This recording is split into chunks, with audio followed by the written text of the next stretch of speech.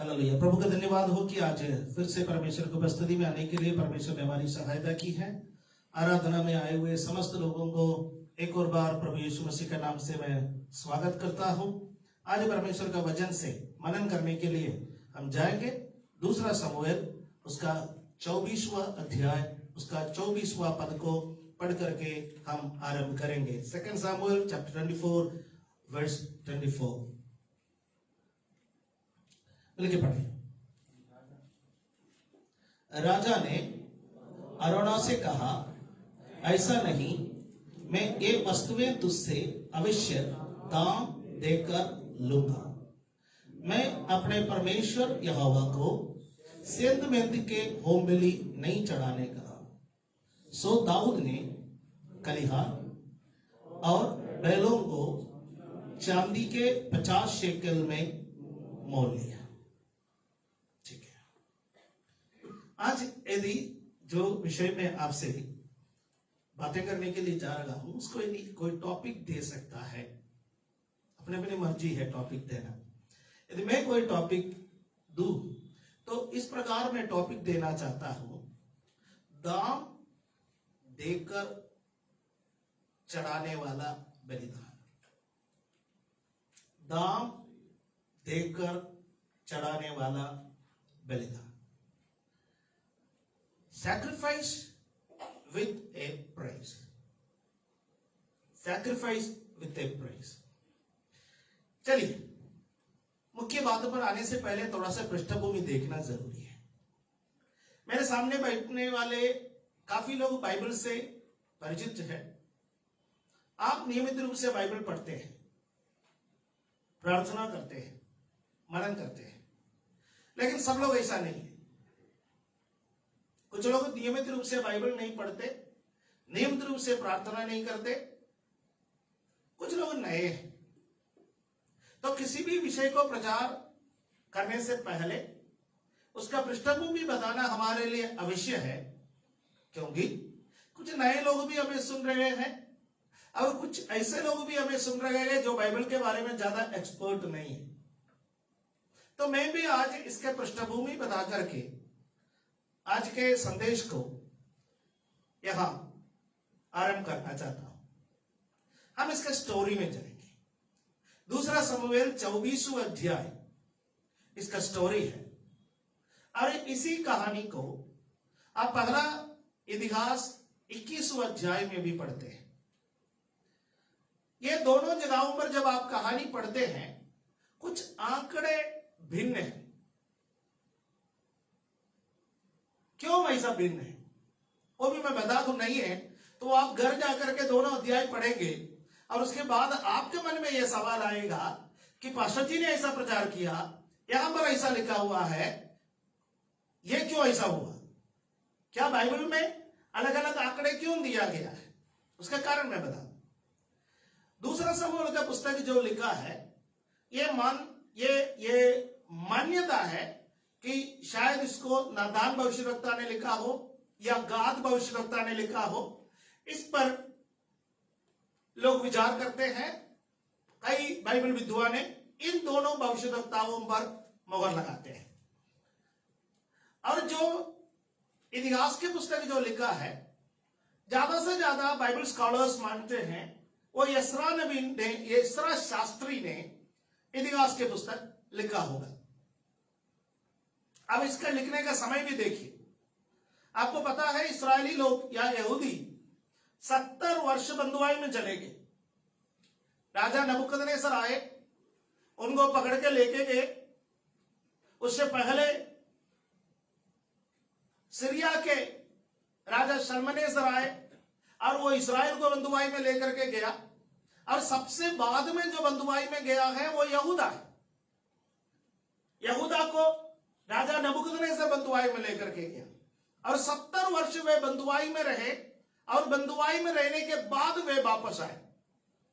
तो दूसरा समूएल का पुस्तक जो है वो बंधुआई में जाने से पहले लिखा है। बंधुआई में जाने से पहले समूएल का पुस्तक लिखा, उसके बाद पहला राजा और उसके बाद दूसरा राजा का पुस्तक भी लिखा गया। अब उसमें राजाओं की कहानी है किस प्रकार इस्राएल दो राष्ट्र में विभाजित हो गया और उन दो राष्ट्रों में कैसे कैसे राजाओं ने शासन किया, ये कहानी उसमें लिखा हुआ है। अब जब बंधुआई में चले गए, बंधुआई में चले जाने के बाद इस्राएल के इतिहास के काफी बातें हमें अन्य पुस्तकों से मिलता है। जैसा एसरा के पुस्तक है, नेहम्या का पुस्तक है, उसमें काली झलक मिलते हैं, राइट। एक संपूर्ण इतिहास कैसे कैसे कैसे कैसे वो लोग गुजरे हैं उसके बारे में एक संपूर्ण इतिहास बाइबल के अंदर नहीं है। हाँ, कुछ झलक बाइबल के अंदर है, कुछ झलक इतिहास में है, कुछ झलक परंपराओं में है। इन्हीं सभी बातों को जोड़ करके हम लोग अध्ययन करते हैं। अब बंधुआई से जब वापस आए, एक नया पीढ़ी वापस आया, एक नया पीढ़ी वापस आया तो पुराना इतिहास के साथ उनको जोड़ना आवश्यक है।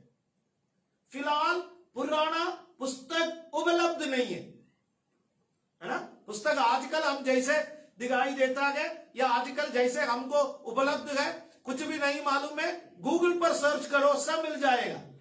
वो उपलब्धि उन दिनों में नहीं थे। तो आपको मालूम होना चाहिए उन दिनों में ऐसा पुस्तक का बहुतायत नहीं होता था। तो उस समय क्या होता था कि इतिहास एक पीढ़ी में से दूसरे पीढ़ी तक मौखिक रूप से चलता था। अब जो लोग बंधुआई में चले गए वो बुजुर्ग लोग और जो तजुर्बेकार लोग अपने अगला पीढ़ी को, अपने संतानों को इतिहास सिखाया करते थे।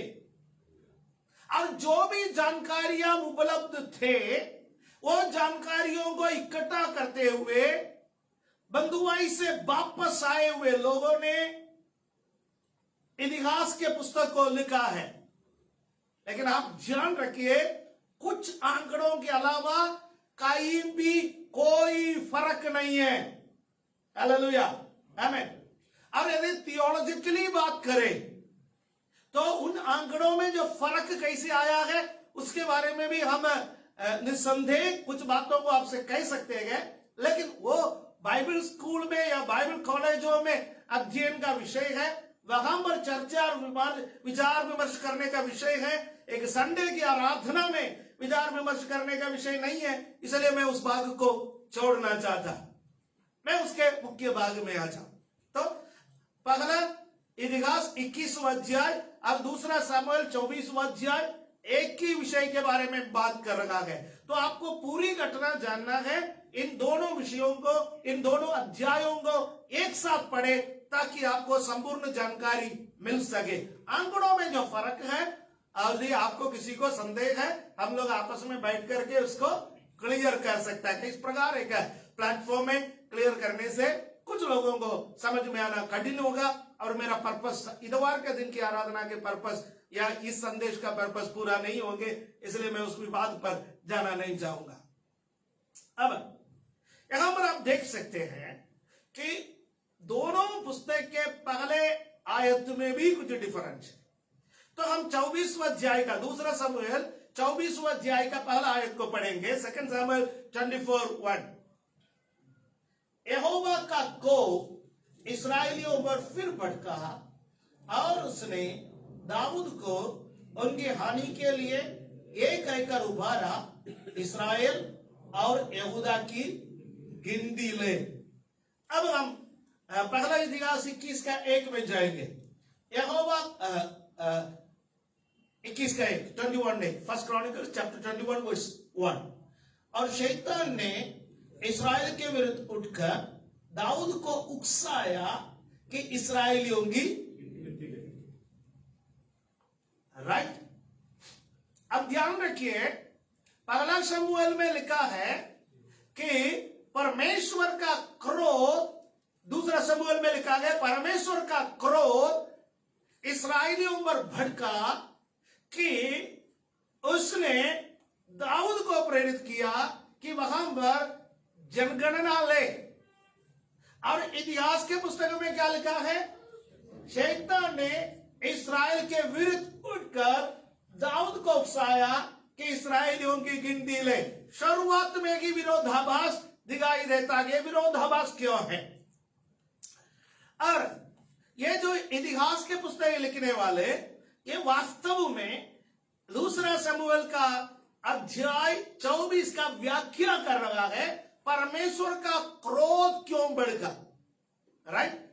मैं रोमियो का पत्री में जब आप एक आयत पढ़ने का समय, हम पिछले दिनों में बाइबल स्टडी में इस बात को अध्ययन करके आया है, जब भी लोग परमेश्वर के बातों को नहीं मानता, बार बार परमेश्वर के बात की अवहेलना करता, परमेश्वर का बात का उल्लंघन करता, तो परमेश्वर उनको निकम्मे चाल चलन के लिए सौंप देता है ताकि उन पर न्याय किया जाए। यहां पर दाऊद के जीवन में कहीं ना कहीं भूल चूक हुई, कहीं ना कहीं पाप हुआ और उस पाप का दंड भुगतना उसको जरूरी था। उसके अंदर एक अजीब सा घमंड आ गया। और नीचे जब आप पढ़ने का समय, वो घमंड क्या था?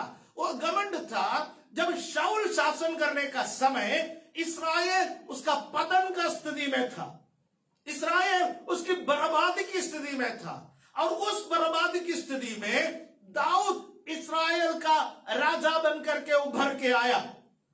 और 7 वर्ष दाऊद केवल यहूदा और बेन्यामीन का राजा था, 2 गोत्र का, 10 गोत्र का राजा नहीं था। और शाऊल के मृत्यु के बाद जब लोगों ने देखा कि दाऊद की अगुवाई में 2 गोत्र कैसे तरक्की कर रहा है, दाऊद इन 2 गोत्रों का विकास कर रहा है, इन 2 गोत्रों का विस्तार कर रहा है, देश का बढ़ोतरी कर रहा है, बाकी 10 गोत्र दाऊद के पास आकर कहने लगा तू हमारा भी राजा बनना। दाऊद चाहते तो अपना सैन्य बल से, अपनी ताकत से इन 10 गोत्रों का ऊपर कब्जा कर सकता था, परंतु दाऊद ने ऐसा नहीं किया। 7 वर्ष वो इंतजार किया। ये बातें दाऊद को परमेश्वर का हृदय के अनुसार का व्यक्ति बनाता है। उसकी नम्रता को देखिए, उसकी नम्रता को। लेकिन बाद में वो ताकतवर होते गया, उसके जीवन में कई गलतियां हुई। उसमें से एक गलती थी कि वो अपने शासनकाल के लगभग आखिरी में पहुंचते पहुंचते उनके मन में एक घमंड आ गया, इस्राएली किस कदर बढ़ गया है, इस्राएली किस कदर बढ़ गया है, मैंने देश का विस्तार किया है, मैंने सैन्य बल को इतना बढ़ाया है। जब उसका मन में इस प्रकार का एक घमंड आ गया, परमेश्वर ने कहा तेरे मन के अंदर जो घमंड आया है, ये घमंड टूटना जरूरी है। ध्यान रखिए, हमारे हृदय के विचारों को दूर से समझने वाला है परमेश्वर। जरूरी नहीं घमंड का शब्दों को बाहर निकाले तभी परमेश्वर समझेगा।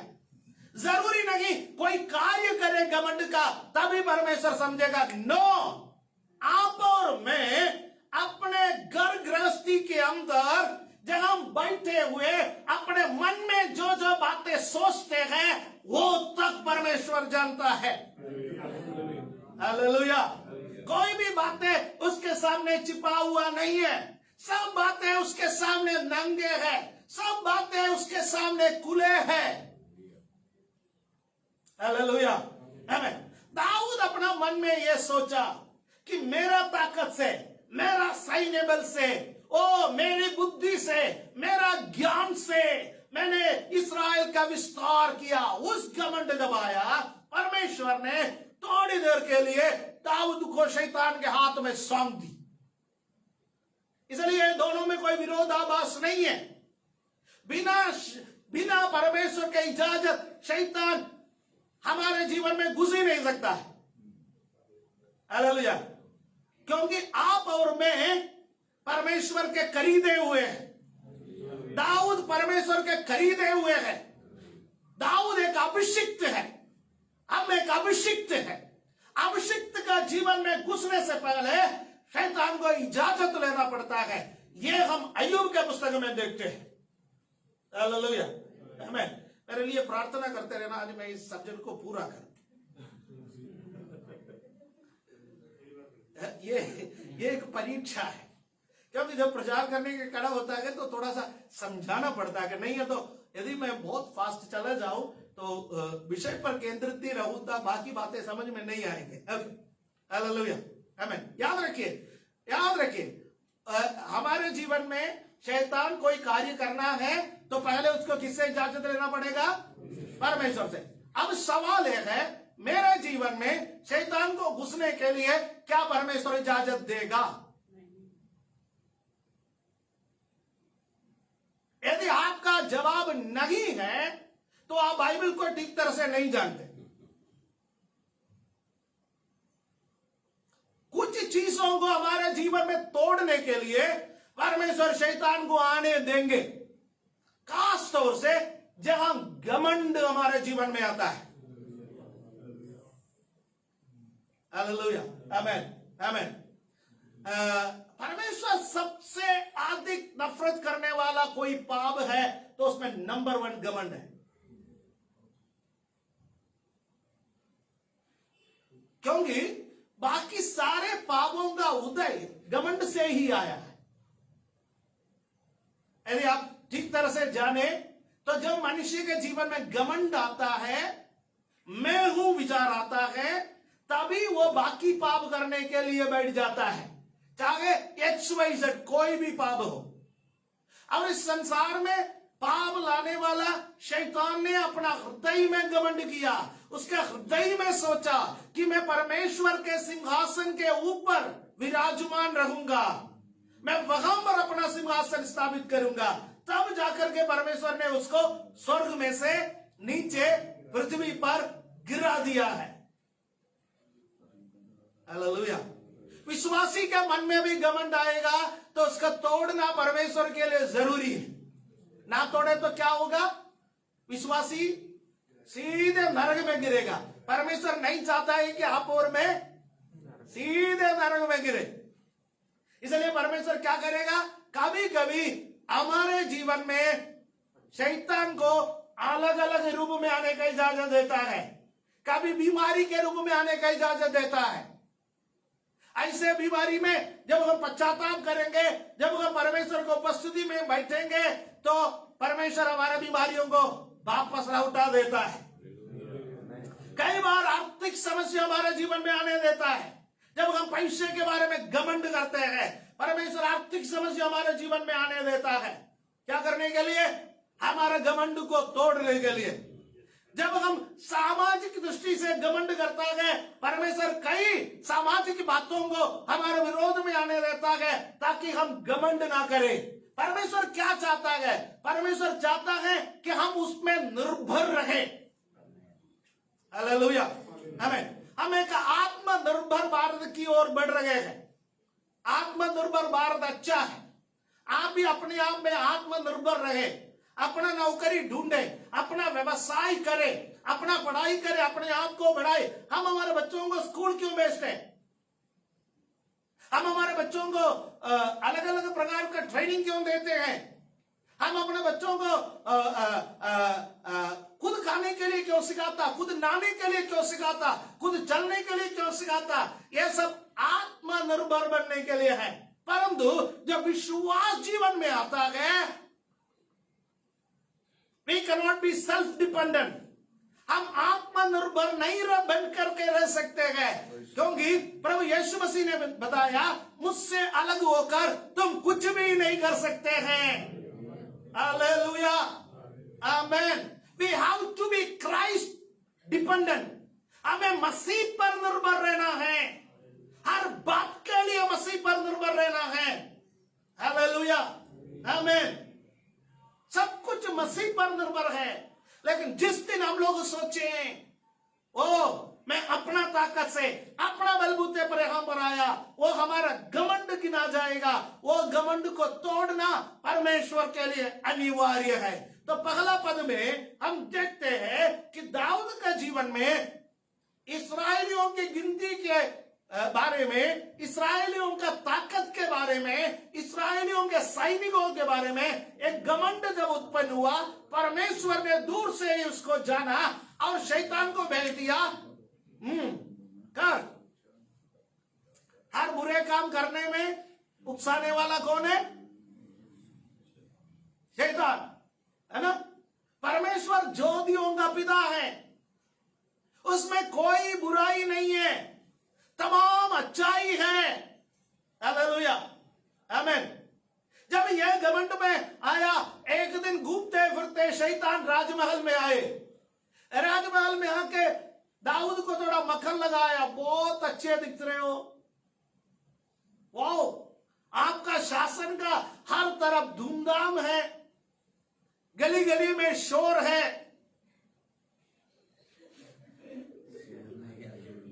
राजा दाऊद शेर है।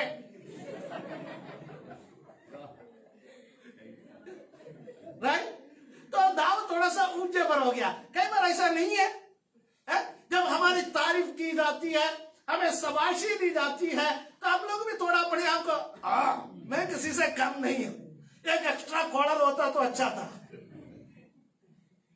दाऊद भी थोड़ा अपना सिंहासन पर ऊंचा हो गया, थोड़ा सा घमंड उसके अंदर उत्पन्न हो गया।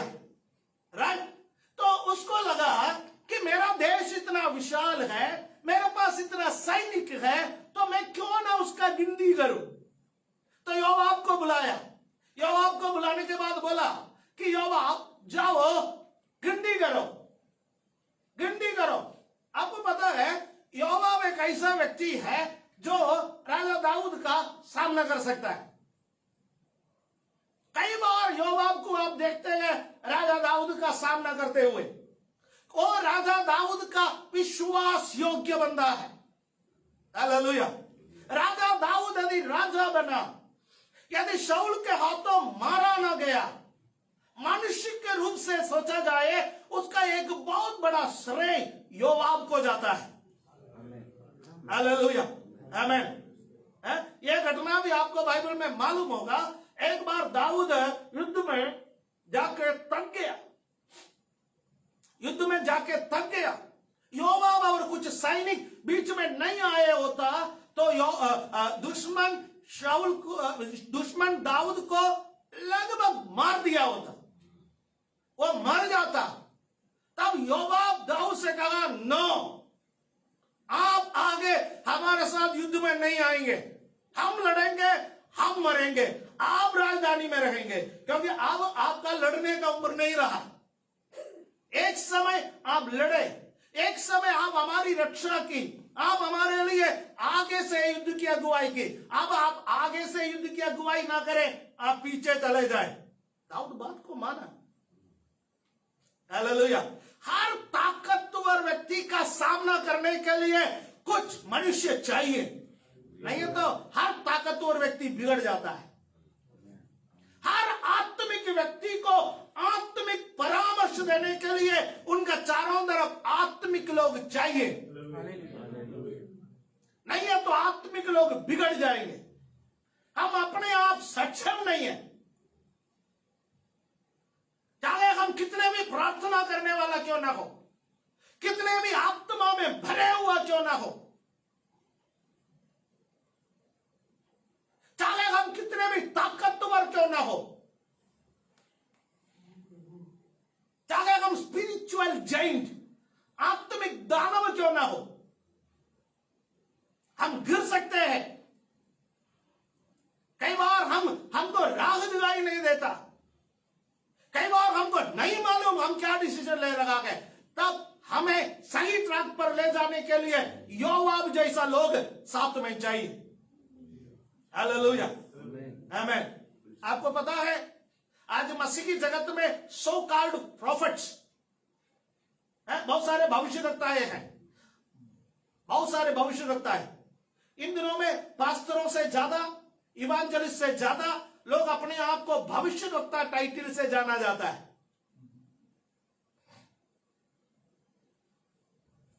अफ्रीका के भविष्यवक्ता होगा तो कोई खेर ही नहीं। अजीब अजीब सा हरकत, अजीब अजीब सा हरकत। कुछ भविष्यवक्ताओं को देखने के समय पहली नजर से पता चलता है कि भूतग्रस्त है, लेग्योन से भरा हुआ, पूरी की पूरी सेना समाया हुआ है।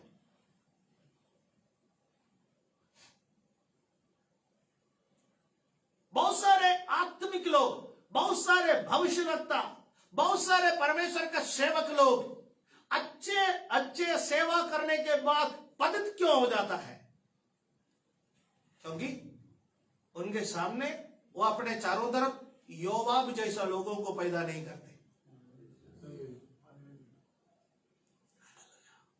यदि आत्मिक जीवन में आपको बढ़ना है, मेरे ये बात ध्यान से सुनो, यदि आपको आत्मिक जीवन में बढ़ना है, आपका यस में यस कहने वाला, आपका नो में नो कहने वालों के साथ साथ आपका यस को नो, आपका नो को यस कहने वालों को भी साथ रखिए।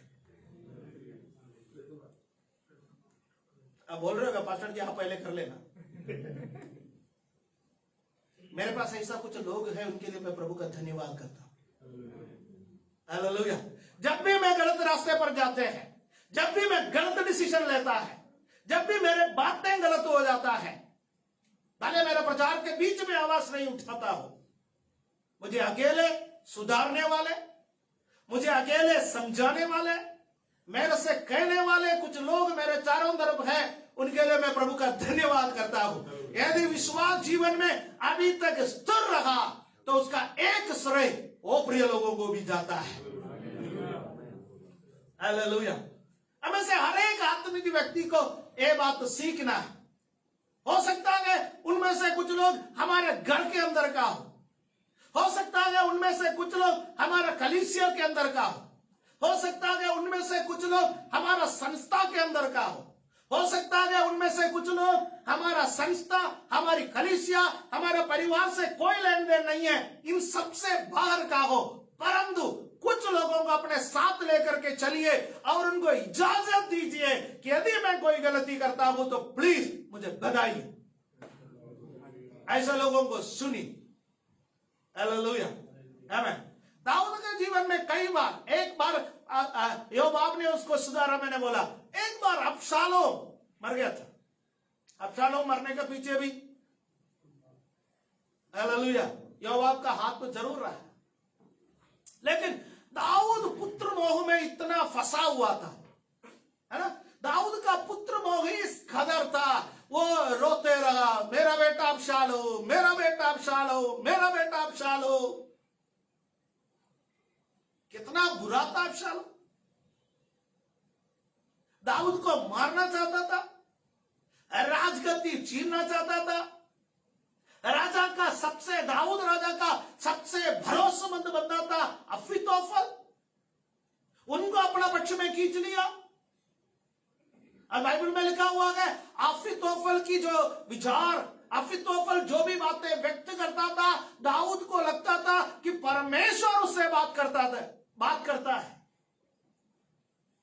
हेवनली वॉइस है, परमेश्वर बातें करता है। उसको अपना पक्ष में अबशालोम कर दिया। और उसके बाद जब अबशालोम मर गया, दाऊद बैठ करके रोने लगा। तब भी योआब जाकर के बोला, इस्राएल का महाराजा है आप, एक निगम्य बेटे के लिए, एक देशद्रोही के लिए आप ऐसे रोना रो रहा है, शर्म आनी चाहिए आपको। आप और मैं दाऊद के स्थान पर होता तो क्या करता? उस समय तलवार निकालता, बस योबाब वही 3-4 टुकड़ा हो जाता। तो दाऊद ऐसा नहीं करता। दाऊद यूं परमेश्वर का हृदय के अनुसार का व्यक्ति नहीं बना, है ना। कई बार हम दाऊद के पापों को बढ़ा चढ़ा करके, हम पास्टर लोगों ने दाऊद को इतना पाप चढ़ा दिया, बेचारा एक पाप किया होगा, हमने चढ़ा चढ़ा के उसको पिरामिड बना दिया।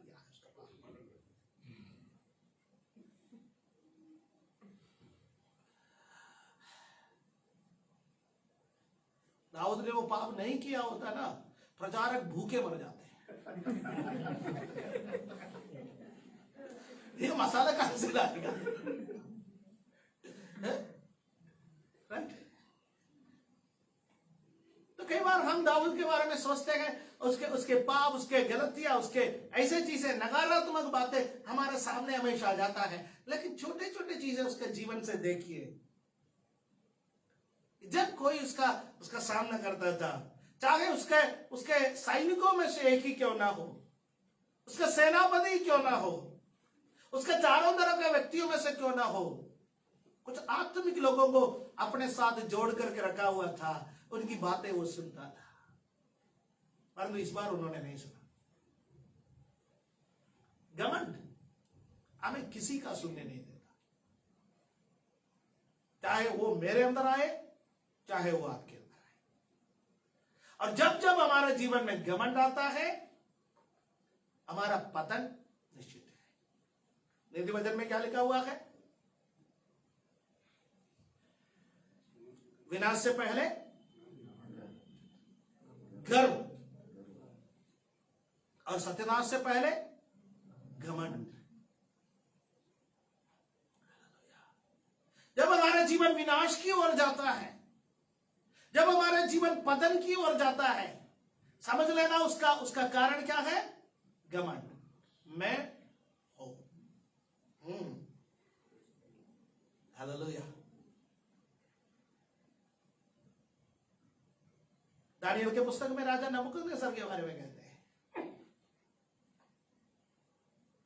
उन्होंने पुराने 7 अजूबों में से एक बनाया।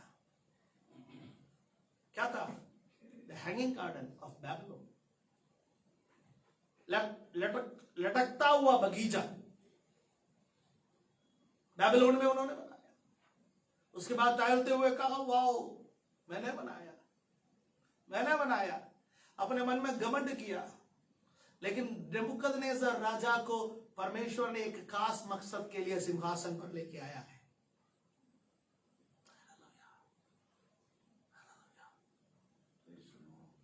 हर व्यक्ति जो सिंहासन पर आता है, परमेश्वर की मर्जी के अनुसार आते हैं, चाहे हमारे देश में हो, चाहे पराये देश में हो।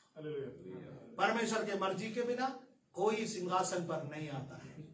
यदि परमेश्वर किसी को ले आता है, अपने मर्जी के लिए ले आता है। परमेश्वर अपना मकसद को पूरा करेंगे। हालेलुया, आमीन। इसलिए आप प्रार्थना करें सबके लिए। इसलिए पौलुस प्रेरित कहता है कि सब अधिकारियों के लिए प्रार्थना करें।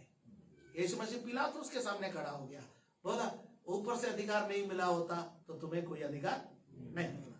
नबूकदनेस्सर को अधिकार में परमेश्वर लाया, लेकिन नबूकदनेस्सर भूल गया कि परमेश्वर मुझे लाया। नबूकदनेस्सर क्या बोलने लगा? मैं। जैसा कि वो मैं करते रहा, बाइबल में लिखा है वो मैं बन गया।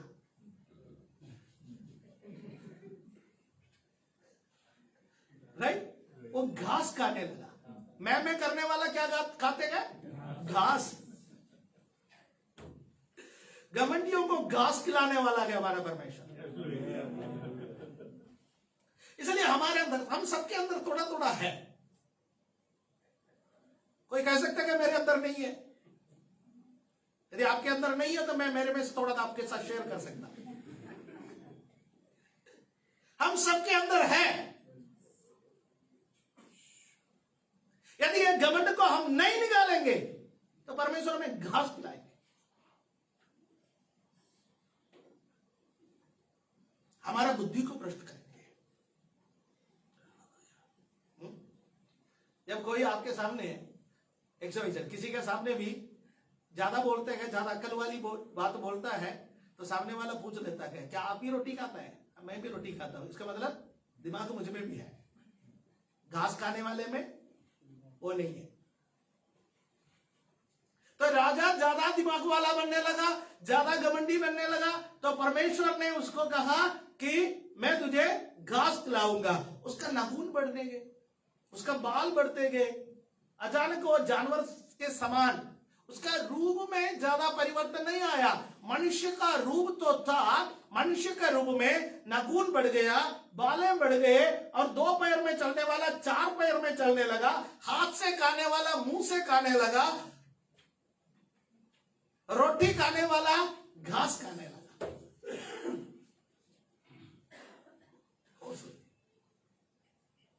घमंड हमारा पतन का कारण है। हालेलुया। और यहां पर दाऊद राजा के जीवन में 24वें अध्याय में कोई परेशानी आया है तो वो परेशानी का कारण क्या है? उसका घमंड। हम एक दो वचन पढ़ करके समाप्त करेंगे। हम सॉरी, आज मैं पूरा नहीं कर पाऊंगा, ना करूंगा, ठीक है? क्योंकि हालेलुया, यदि मैं एकदम खींच करके ले जाऊं जो लास्ट में जो मेरा संदेश है वो आप तक नहीं पहुंचेंगे। ये संदेश का भूमिका है, लेकिन हर चीज पर एक एक संदेश परमेश्वर हमको देता है। हर संडे एक एक संदेश परमेश्वर हमको देता है। Hallelujah, praise the Lord. Okay, इसका नहीं, सेकंड शमूएल दूसरा पद को पढ़े। इसलिए राजा ने योबाब सेनापति से जो उसके पास था कहा, तू दान से बेरशेबा तक रहने वाले सब इस्राएली गोत्रों में इधर उधर घूम और तुम लोग प्रजा की गिनती लो, ताकि मैं जान लूं कि प्रजा की कितनी, मैं जान लूं। हालेलुया, आमीन। मैं जब इसके बारे में मैं जान लूं, मैं इसके बारे में सोचने लगा कि जो जानना, मैं जान लूं। भाई, आप इस्राएलियों को क्यों जाने? इस्राएली किसकी है? वो कहता है कि ये मेरे प्रजा के लोग हैं। कौन कहता है? परमेश्वर कहता है। इस्राएली किसके प्रजा के लोग हैं? मेरे प्रजा के लोग हैं, परमेश्वर कहता है। तो इस्राएलियों को जानने का हक केवल परमेश्वर को है। इस्राएलियों को जानने का हक केवल परमेश्वर का है। दाऊद थोड़े समय के लिए परमेश्वर ने अपने प्रजा की अगुवाई करने के लिए तुझे चुना। That's all. क्या ऐसा ही नहीं? थोड़े समय के लिए चुना। कई बार हम अपने आप को शहंशाह समझने लगते हैं। शहंशाह केवल एक ही है, वो राजाओं का राजा, प्रभुओं का प्रभु यीशु है। थोड़े समय के लिए कुछ खूबियां हमें दी, उसको इस्तेमाल करो, संसार से निकल जाओ। That's all. कलीसिया उसकी है। यहां आपको और मुझे कुछ जानने की जरूरत नहीं है। यहां आपको और मुझे कुछ समझने की जरूरत नहीं है। ये कैसा है, वो कैसा है, वो आदमी कैसा है, वो परिवार कैसा है, वो बच्चा कैसा है, ये कैसा है, आप और मैं किसी का जिम्मेवार नहीं है। जिम्मेवार व्यक्ति यीशु है। वो जानेगा, वो समझेगा, वो सिखाएगा। हालेलुया, आमीन। वो सुधारेगा। आप और मैं कुछ कर सकता है तो प्रार्थना कर सकता है। आज समझिए कलीसिया में आपकी भूमिका क्या है। सबको जानने मत निकलिए, सबको समझने मत निकलिए। मेरा सेवा क्या है प्रभु, नहीं है तो आप और मैं पतित हो जाएंगे।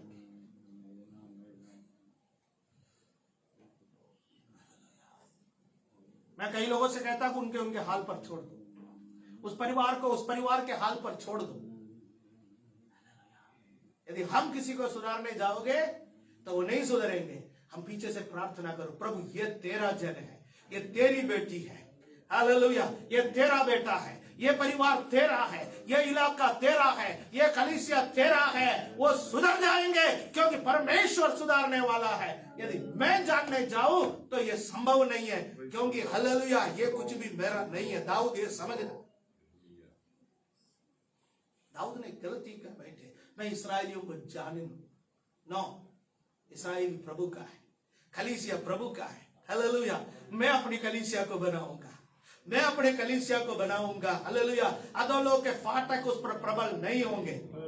हालेलुया, चाहे अविश्वासी, चाहे बाहर के जो जन है, मसीह विरोधी जिसको कहता है, वो कलीसिया को जानने निकले, परमेश्वर उसका खिलाफ हो जाएगा। चाहे कलीसिया के अंदर का कोई कलीसिया को जानने निकले, हालेलुया, आमीन, कलीसिया को जानने निकले तो परमेश्वर उसका विरोधी हो जाएगा। दाऊद इस इस्राएल का राजा होकर के जब इस्राएलियों को जानने निकले, परमेश्वर उसके खिलाफ हो गया। जानना, मैं सब कुछ जानता हूं, मैं सब जानना चाहता हूं, यह घमंड से उत्पन्न होने वाला एक विचार है। हम कुछ भी नहीं जानते, वी नो नथिंग, हम कुछ भी नहीं जानते हैं। हालेलुया। आज परमेश्वर के सामने हम बोल सकते हैं कि प्रभु मैं कुछ भी नहीं जानता, थोड़ी सी बुद्धि तूने दिया, थोड़ा सा सामर्थ्य तूने दिया, मैं उतना ही जानता हूं। कई बार हम सोचते हैं कि मैं बाइबल को बहुत कुछ जानता हूं, कुछ नहीं जानता। हालेलुया। अभी भी हम उस बच्चे के समान है जो समुद्र के किनारे खड़े होकर वो टूटी फूटी सीपियों को इकट्ठा करता है। हमारा बाइबल ज्ञान केवल उतना ही है। वो बच्चा क्या जानते हैं ये समुद्र कितना गहरा है? वो बच्चा क्या जानते हैं कि समुद्र के अंदर क्या क्या जीव जंतु है? बस उसको तो वो सीपियों से खेलना अच्छा लगता है। हमें बाइबल का कुछ वचन अच्छा लगता है कि प्रभु तेरा धन्यवाद, जो अच्छा लगता है कि उससे खेलिए, उसको गले लगाइए, उसको दोहराइए, उसको चूमिए, उसे कहिए प्रभु तेरा धन्यवाद। अभी तक मैं कुछ भी नहीं जान पाया, कुछ भी नहीं जान पाया, प्रभु तेरे चरणों में खेलने में मेरी सहायता करते। हालेलुया। ये हमारा सौभाग्य है कि उस परमेश्वर के सामने आने का मौका हमें मिला। दाऊद, ये तुम्हारा सौभाग्य है, इस्राएल का राजा बनने के लिए उन्होंने तुम्हें चुना। ये तुम्हारा सौभाग्य है। तुम्हारा क्या खूबी था? आमीन। प्रभु वो जो में गाना तो गाता है ना, हालेलुया। कोई खूबी न था, कोई खूबी न था, मुझमें कोई भी खूबी नहीं। वो जेंडर चेंज हो गया। इसके अलावा मैं कर क्या सकता हूं? कोई खूबी ना थी। Okay, right. यशीर भाई ऐसे इधर उधर देख रहा था। कभी कभी मैं गलत गाता कि इधर उधर देख लेता, तब मैं समझ जाता हूँ मैं कुछ ना कुछ गलत गाया। हालेलुया। कई बार हम गा तो लेते हैं मुझ में कोई खूबी ना थी, लेकिन कई बार हम मन में बोल देता कि मैं बहुत खूबी वाला बंदा हूं। मुंह से कुछ बोलते हैं, मन में कुछ सोच लेता है। दाऊद के जीवन में क्या गलती आया ये आप समझिए। आज प्रभु के हाथ में समर्पण करें। प्रभु, मेरे अंदर जितना घमंड है निकाल दो, मेरे अंदर जितना ऐसे पाप है निकाल दो। अपने आंखों को बंद करें। ओ रमन धीरा रम, मेरे चारों तरफ जो आत्मिक लोग हैं उनकी सुनने में मेरी सहायता कर, आपकी वाणी सुनने में मेरी सहायता कर। हरिमा मामा शिखमन धीरा। इसके बाकी भागों को हम अगले सप्ताह प्रभु चाहे तो मनन करेंगे। हरिमामा शिखामा नीदाना अधिकारा, हरिमाना धीरा बाबा। प्रभु जगह जगह नम्र होना है, नम्र होने में मेरी सहायता है। मैं कुछ भी ना जान। पौलुस प्रेरित कहता है क्रूस यीशु के अलावा मैं कुछ भी ना जानूं। क्रूस पर चढ़ाए गए यीशु के अलावा मैं कुछ भी ना जानूं। मेरा रिश्ता प्रभु तेरे से है, ओ तेरे अलावा मैं किसी को ना जानूं। जब मैं किसी को जानने निकला, जब मैं किसी को समझने निकला, प्रभु मैं असफल हो गया हूं। मैं केवल तुझे जानूं, क्योंकि तू ही मेरा अगुवाई करने वाला है, क्योंकि तू ही मेरा बल है, तू ही मेरा सामर्थ्य है, तू ही मेरी शक्ति है।